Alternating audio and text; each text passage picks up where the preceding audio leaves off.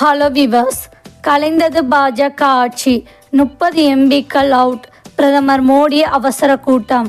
ஒடிசா மாநிலத்தில் நடந்து முடிந்த சட்டப்பேரவை தேர்தலில் நவீன் பட்நாயக்கின் பிஜு ஜனதா தளம் படுதோல்வியை சந்தித்தது. 24 ஆண்டுகளாக ஒடிசாவில் 5 முறை முதல்வராக இருந்த நவீன் பட்நாயக், அவருக்கு நெருக்கமாக இருந்த வி.கே. பாண்டியனுக்கு எதிரான பிரச்சாரத்தை முன்னெடுத்து பிஜேடியை காலி செய்தது பாஜக.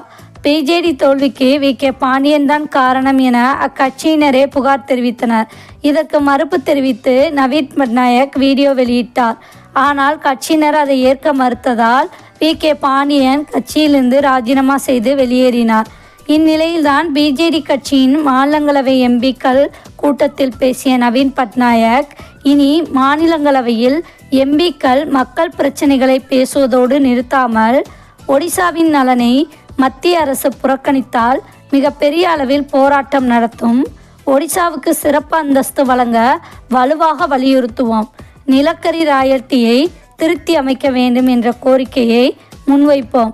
இதுவரை என்டிஏ கூட்டணியில் இல்லாவிட்டாலும் அனைத்து விவகாரங்களிலும் பாஜகவுக்கு பிஜேடி வெளியிலிருந்து ஆதரவு அளித்தது. ஆனால் இனிமேல் பிரச்சனை அடிப்படையில் கூட பாஜகவுக்கு எந்த ஆதரவும் இல்லை என அறிவித்தார். இது பாஜகவுக்கு பெரும் நெருக்கடியை ஏற்படுத்தியுள்ளது.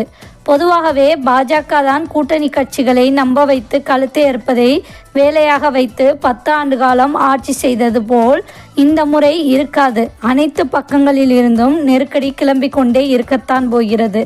பாஜக கூட்டணி வைக்கும் ஒவ்வொரு மாநிலத்திலும், குறிப்பாக தமிழகத்தில் அதிமுக, ஒடிசாவில் பிஜேடி, ஆந்திராவில் ஒய்எஸ்ஆர், இப்படி சொல்லிக்கொண்டே போகலாம்.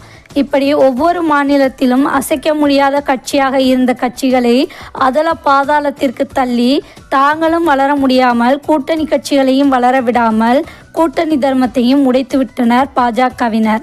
இதனால் மோடி ஆட்சி அதல பாதாளத்திற்கு தள்ளப்பட்டு விரைவிலேயே ஆட்சி கலைப்பதற்கு மாநிலங்களவை எம்பிக்கள் பாடுபட போகிறார்கள். அதை குறிக்கோளாக வைத்து மாநிலங்களவையில் இனிமேல் செயல்படுவோம் என்று எம்பிக்கள் பேசி வருவதாகவும் தகவல் வெளியாகி உள்ளது. தேங்க்ஸ் ஃபார் வாட்சிங்.